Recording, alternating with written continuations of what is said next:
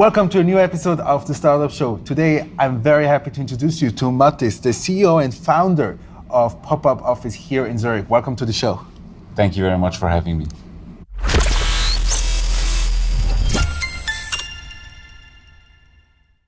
Welcome to a new episode of the Startup Show. I'm very happy to be here in the middle of Zurich, best location here in Zurich.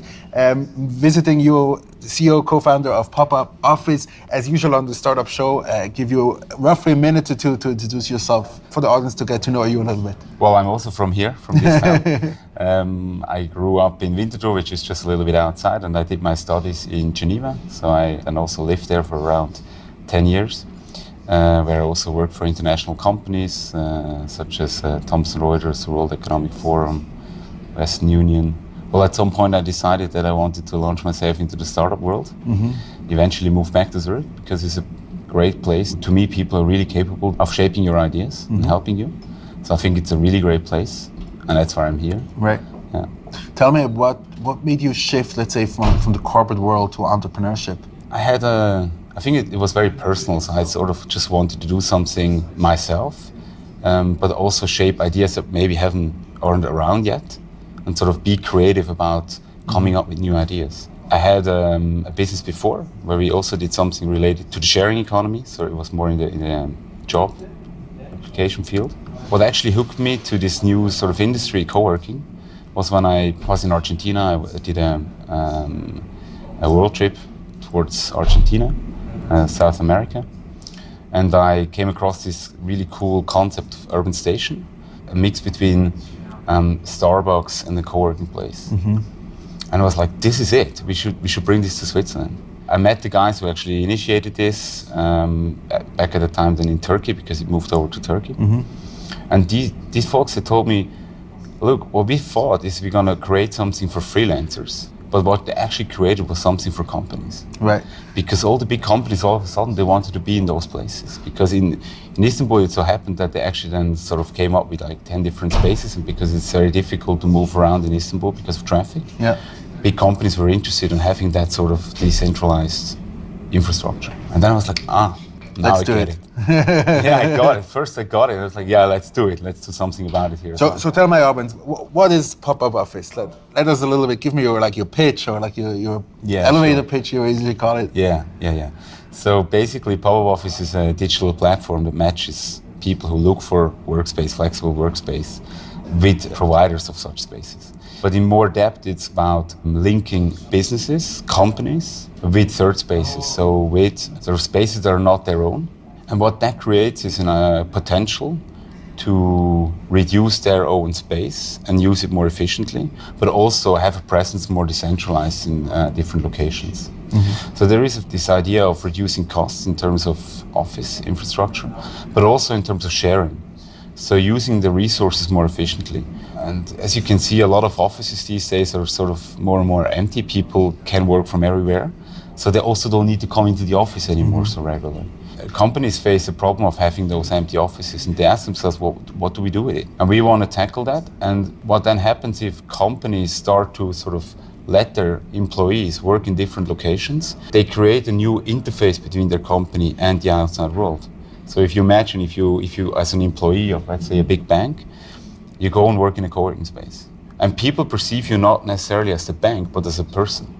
But with a conversation they might have, you figure out, oh, this is a guy from a bank. And this is a completely different sort of mindset that companies try to come up with when they do relationship management with their environment. So this is sort of the vision that's happening, sort of bringing more efficiency into the facility management as well. It sounds very interesting. I've seen it from WeWork. It's definitely like the concept is around in the Silicon Valley.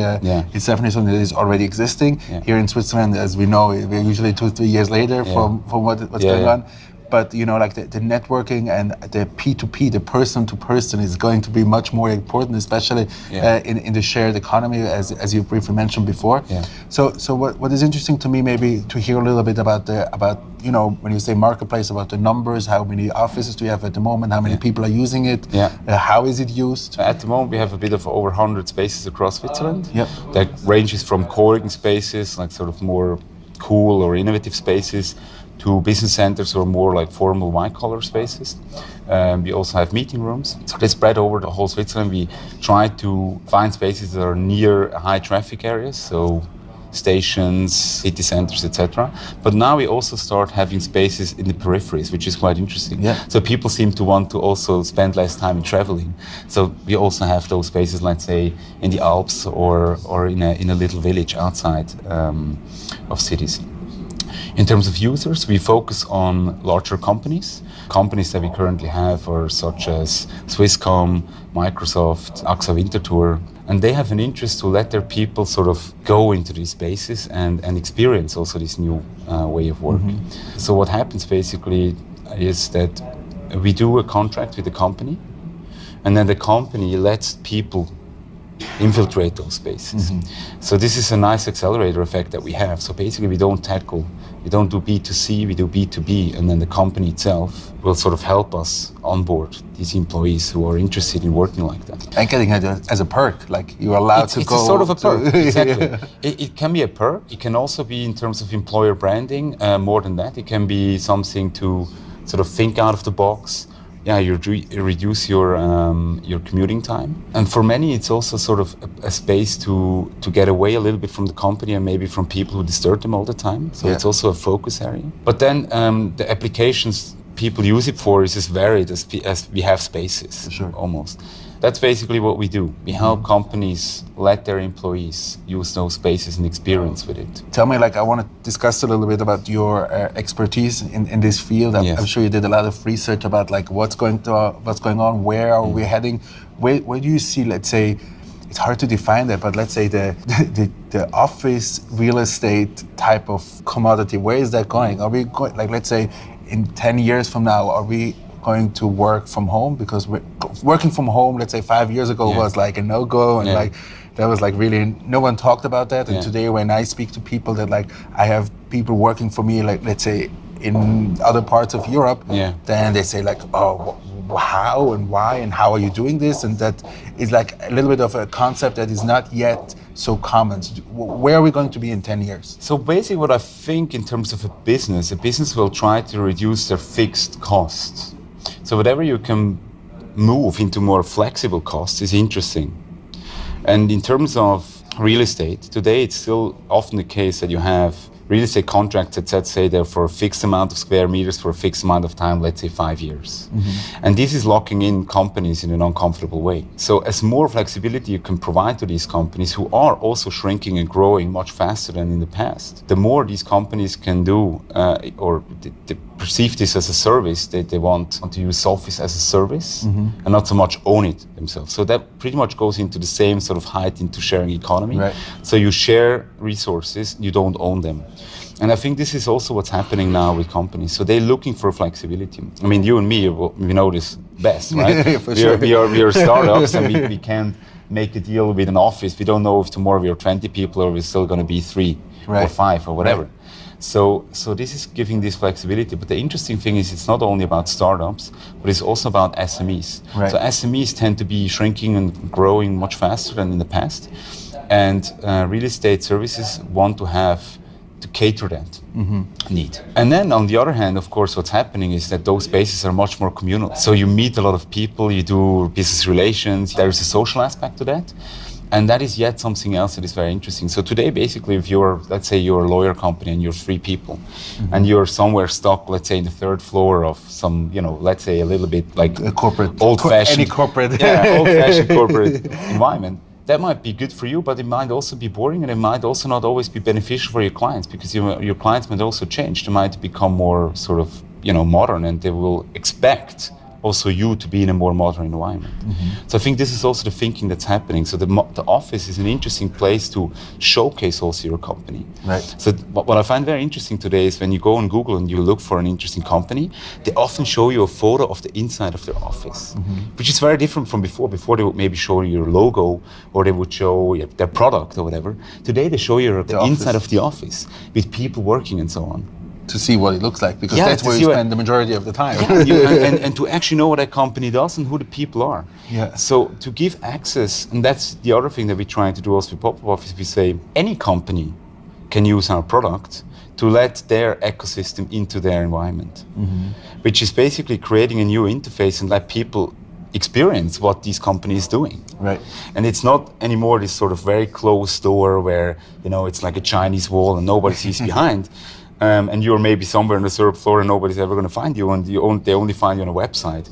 What we try to do here is sort of linking the online with a more offline and analog experience in the environment. Right. Right, I mean, like you definitely have a significant advantage here in Zurich because there's a lot of empty office space, which is definitely works for your advantage. Yeah. But it's probably also a cycle. Listen, to wrap up the show, I would like to ask a little bit about, the startup environment here in Zurich.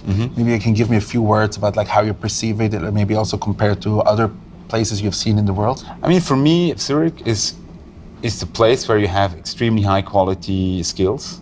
Yeah. So if you look for a guy who can really do the job well, you'll find him.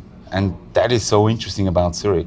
Compared to other places like, let's say, Berlin, Paris, New York, Silicon Valley, you mentioned it before, I think these are spaces who have this aura of doing something like new and innovative. And this is why it attracts a lot of people. And this is maybe where Zurich lags a little bit behind because we still see this sort of old-fashioned like banking system and so on. But this is slowly breaking down, and these people who are really have those skills, they appear and they become they have a face. Right. And I think that's where it's very strong. And what we see also happening with Zurich is when they do something, they do it right. And I think now they're on the sort of scope to saying, okay, we want to sort of push digitalization and digital transformation and startup scene. And I think we're going to see a lot of backup from the government, from the city, from companies here who are interested to push the local economy. Absolutely. I mean, we see that from Google. They execute on this. They just opened another huge office here. So exactly. And so I'm sure they did their research why here and not somewhere else. Yeah. So. They don't do it for no reason, right? And I think this is very good for Zurich. Right. Good. So thank you very much for this insight. I highly appreciate your time. Yeah. Guys, thank you very much for watching this episode of the Startup Show, and I'll see you very soon with a new episode. Have a good day.